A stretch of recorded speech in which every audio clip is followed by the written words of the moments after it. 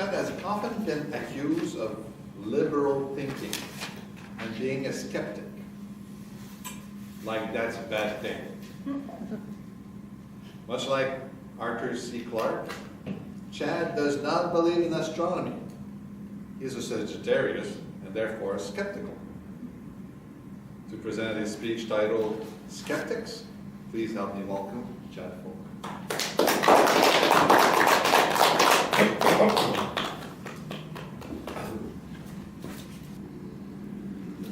On the 10th anniversary of 9/11, I got to check off one of my bucket list items by getting to a football game at MetLife Stadium it's actually in New Jersey.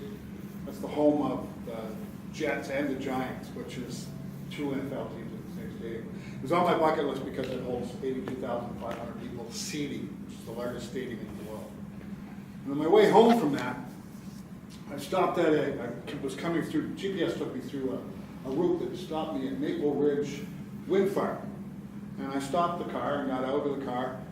And although I was in awe of the spectacle of these massive things going on, I also felt a little uncomfortable. Didn't quite understand why yet.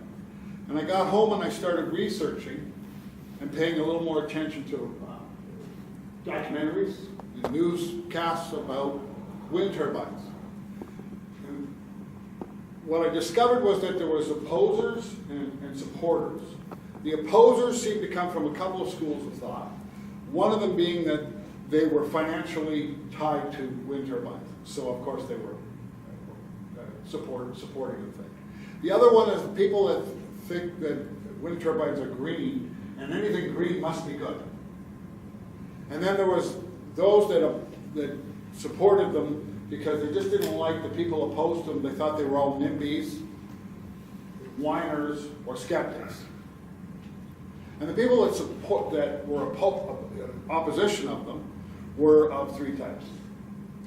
There was the whiners and NIMBYs, for some of those, and there was people that were actually getting sick from being near the wind turbines. And then there was people like myself, skeptics, that look at all the information before we make a decision. I wasn't deciding one way or the other.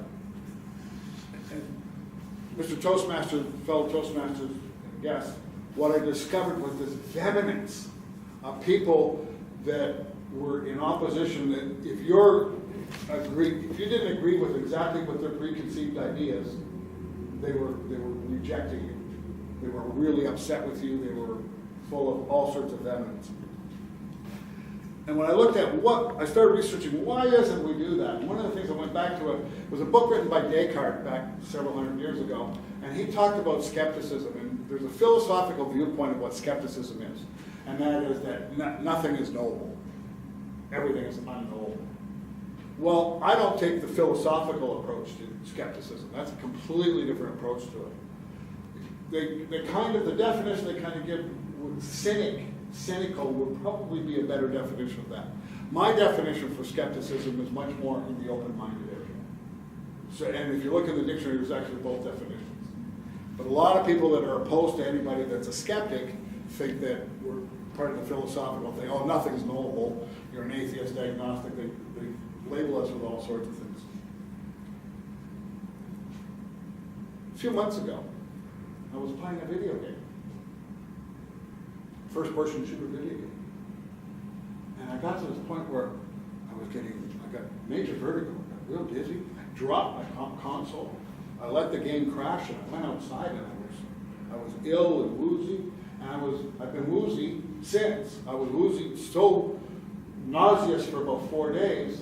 I haven't played the game since. I can't play the game. And I started, what is going on?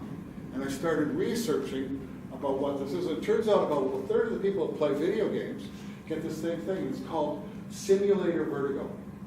And it's because the eye and the inner ear, the balance system, are not experiencing the same thing, and they get confused. And it sets in a vertigo. And I went and did a little more research and checked the inner ear thing out, and it turns out vertigo is also caused by pneumonia. There's a lot of really tiny things in the inner ear. And there's a liquid in the cochlea of the inner ear that sort of surrounds these little hairs, there are many millions of little hairs. And if the viscosity of that liquid is off just a little bit, you get this nausea feeling. And I'm on the extreme end of this one. I get sick on a swing. I did as a kid. And in carnival rides. Anybody here ever get sick on carnival rides? Anybody here not get sick on carnival rides? Do you think the rest of them are lying? I've been challenged many times going, oh, you're just being a wuss. Going, no, I have no desire to feel sick for 4 days. And it's because of this inner ear thing. It's a genetic thing. My whole family had it. And I'm on the extreme end of it. So simulated vertigo is there. Well, I'm convinced that's what the people that are experiencing problems with turbines is about. And the problem there is one of the things when they do the testing on wind turbines, they do a testing for volume and they do decibels, but they don't test frequency.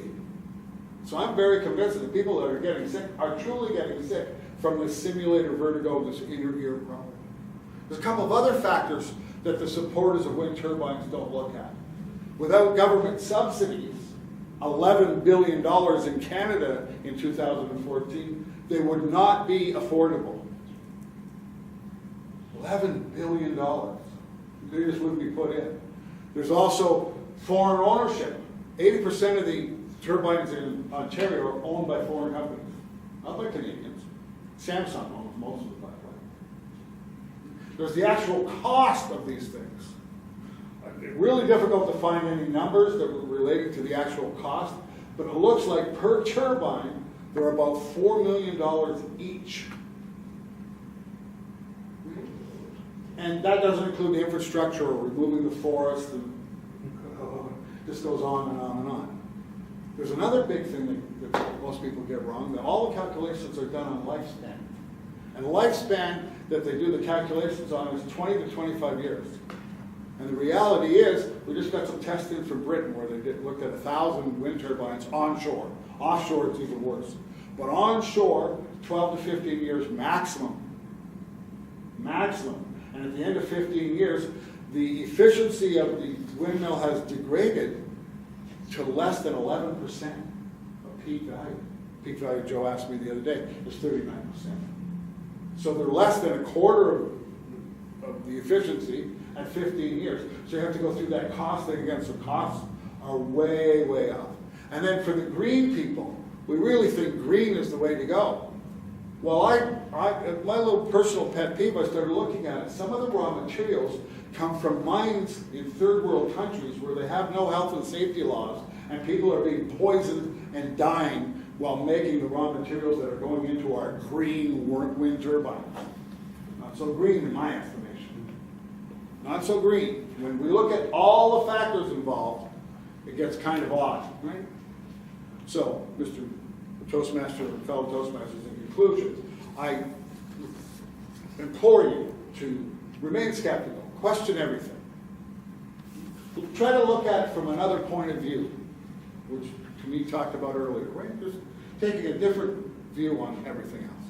And if I can really conclude with, I love this one, seek and keep an open mind.